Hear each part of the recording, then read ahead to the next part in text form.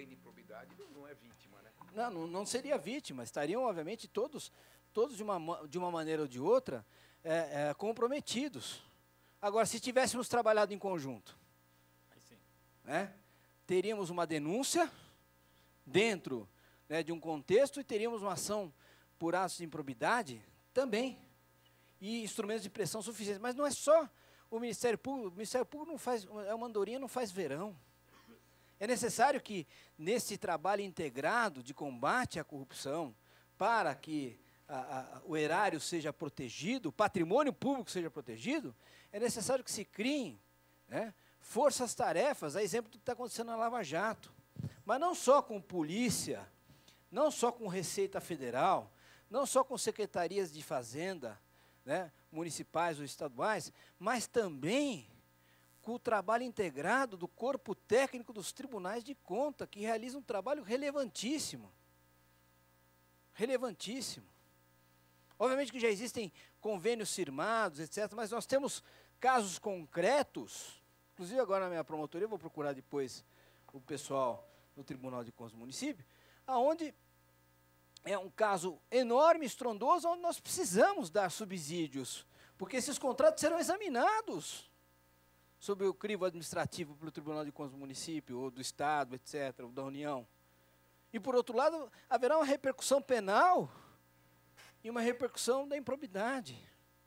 Então, nessa perspectiva, o que eu sugiro é que se criem núcleos, né? Não por lei, pelo amor de Deus, hein? Senão vão criar um prédio superfaturado para que todos nós possamos estar, né, ali unidos, né? Então, precisamos tomar muito cuidado com isso. Né? Mas as forças-tarefas, seria uma espécie de força-tarefa, mas permanente. Né?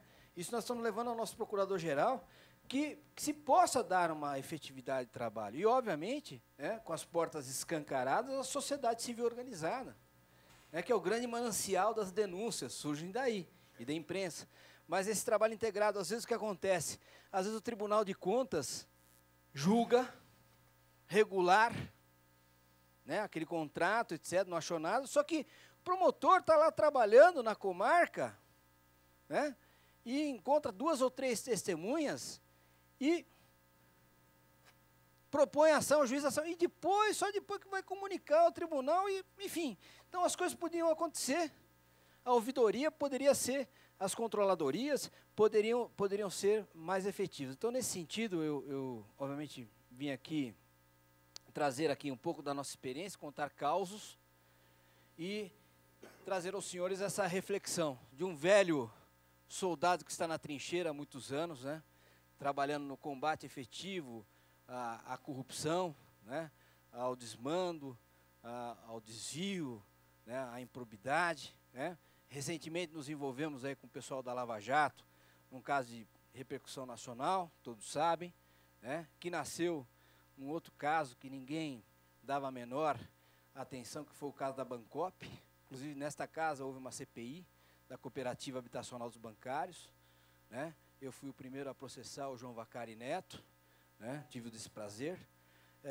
E nessa perspectiva, as coisas estão caminhando. Agora, é fundamental, né, nesse momento, que todos, né, tenham a consciência de que, independentemente da crise política, há inúmeros projetos legislativos para ceifar a Polícia Federal, ceifar o trabalho do Ministério Público, diminuir a importância do Tribunal de Contas da União, né? E, obviamente, reflexamente, os demais tribunais de contas. Então, nós precisamos estar alertas a essas manobras, né, que visam exatamente, né, proteger o criminoso, né, e deixar cada vez mais apurada a impunidade que nos faz sofrer tanto. Então, agradeço mais uma vez o honroso convite, desculpem aí alguma coisa e estou à disposição e espero que em breve a gente possa construir um Brasil muito melhor. Obrigado.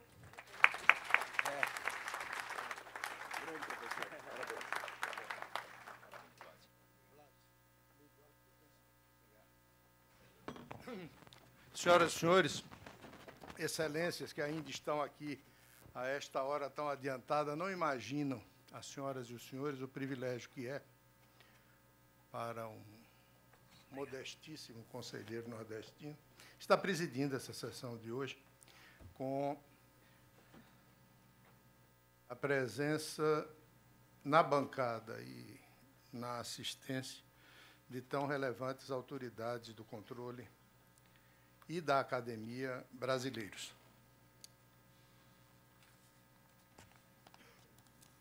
Os técnicos e especialistas presentes neste primeiro Congresso Internacional de Contas Públicas certamente nos trazem, e ainda trarão, uma valiosa contribuição para a melhoria da administração pública, seja com a apresentação de seus estudos ou de seus trabalhos,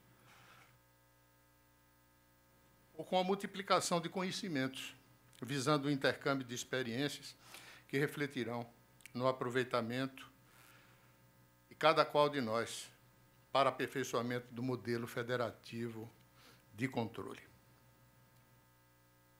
É notório que a utilização das contas públicas, a receita, sobretudo, não tem se destinado a promover a contrapartida merecida por nós, cidadãos contribuintes e usuários de serviços públicos, que pagamos tantos impostos. Assim sendo, a reestruturação do sistema orçamentário é também um desafio que devemos enfrentar, de modo a que os serviços e as obras sejam prestados com mais eficiência e com perfeição. Nesse contexto, trago, afinal, a menção a um egrégio paulista, inventor do direito administrativo brasileiro, que foi o professor Eli Lopes Meireles. Eu, ainda estudante de Direito, o conheci. E me lembro que, em aulas magnas que ele proferiu, dizia o seguinte, abro aspas, controle, em tema de administração pública, é a faculdade de vigilância, orientação e correção que um poder, órgão ou autoridade exerce sobre a conduta funcional de outro.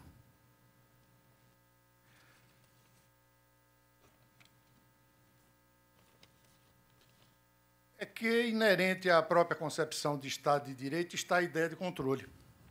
E, em se tratando de controle de contas públicas, temos aqui uma oportunidade única de compartilharmos de que forma vemos os tribunais de contas, o Ministério Público e a academia irmanados com os órgãos legislativos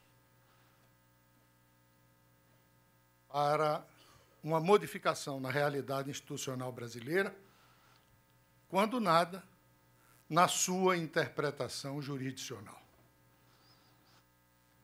Lembro aqui que, no primeiro semestre do ano de 1914, há 2 anos, portanto, reunidos na Escola de Contas Conselheiro Eurípides Salles,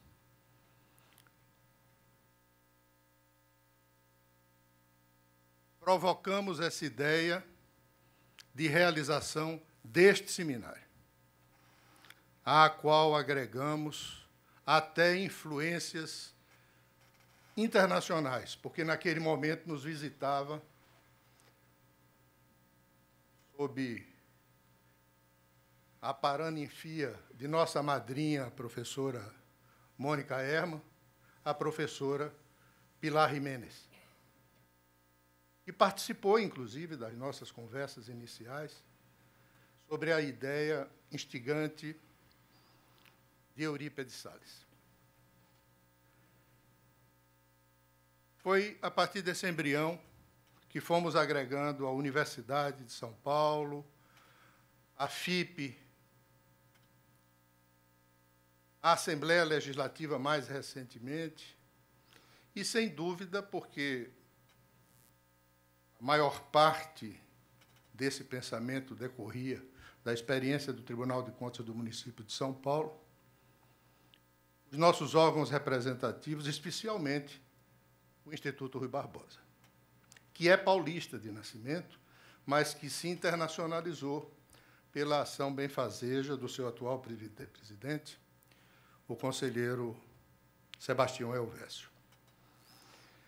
Faço essa referência voltando, com licença das senhoras e dos senhores, a uma história que comecei a contar. Há 360 anos. Era contada num sermão a história por um padre político, Antônio Vieira Ravasco, mais político do que padre, porque foi diplomata e fazia uma política, inclusive, internacional em defesa de Portugal, de que há uma única coisa que Deus não perdoa. É a desonestidade, é a ladroagem, que pela primeira vez foi cometida por Adão, pelo primeiro homem. Ele roubou da árvore da sabedoria, ou permitiu que a esposa roubasse uma maçã. E por isso foi condenado. E diz o Gênesis que ele viveu 900 anos, eu não sei como, mas com a explicação também de que ele viveu tanto para penar tanto, com a certeza de que, expulso que fora, tinha um querubim determinado por Deus, com uma espada de fogo na porta do paraíso, onde ele jamais poderia voltar a entrar.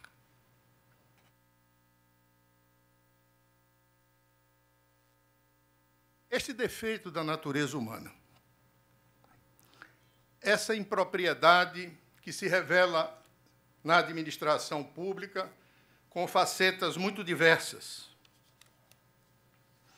desfalque, desvio, perda, extravio, inexecução contratual, superfaturamento, desvio de finalidade, pagamento indevido, etc. É, infelizmente, uma realidade com a qual nos deparamos cotidianamente. Mas é daqui, é de encontros como esse, é da fé que temos na regeneração da humanidade e na capacidade que a sociedade vai ter de se melhorar permanentemente. É isso que acontece desde o Gênesis. E nos animamos, nos informamos e nos animamos para propor coisas novas. E sou lembrado aqui pelo professor Abrão Blume que, naquela ocasião, em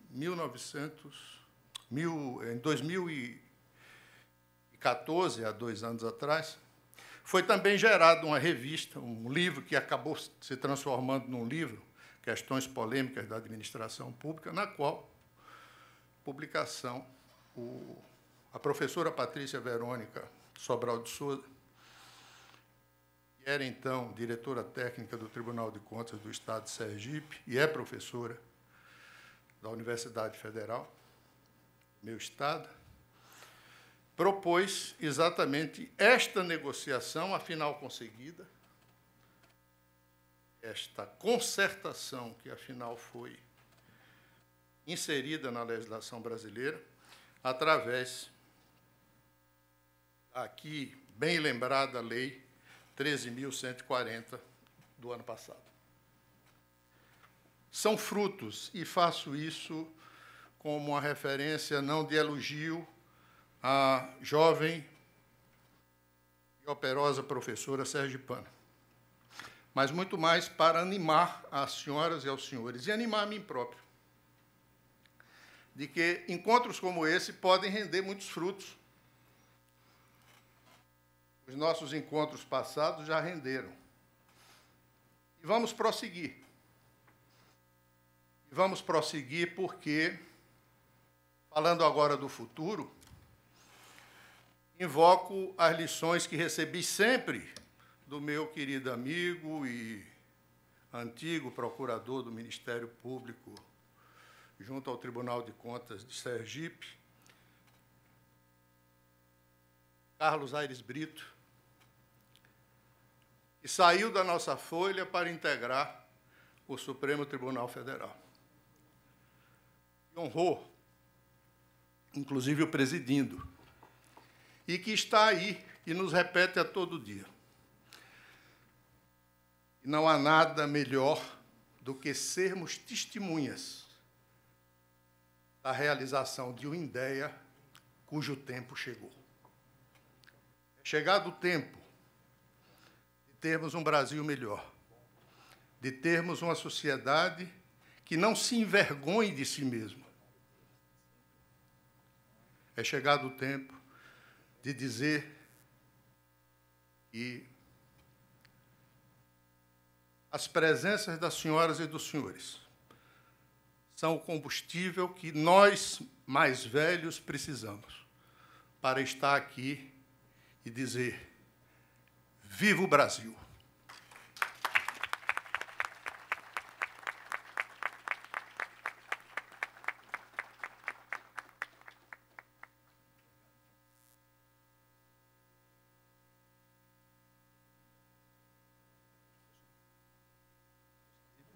Por aí. Com isso, senhoras e senhores, obedecendo o regimento e o horário, declaro encerrada esta sessão. Vou deixar meu telefone com você. Senhoras e senhores. Já desligaram o meu também, então. Senhoras e senhores, finalizamos os trabalhos de hoje e contamos com a presença de todos amanhã às 9 para a terceira jornada do primeiro Congresso Internacional de Contas Públicas. Agradecemos à TV Câmara, à TV Assembleia Legislativa e à imprensa que hoje fizeram a cobertura deste evento. Um bom final de tarde a todos e até amanhã.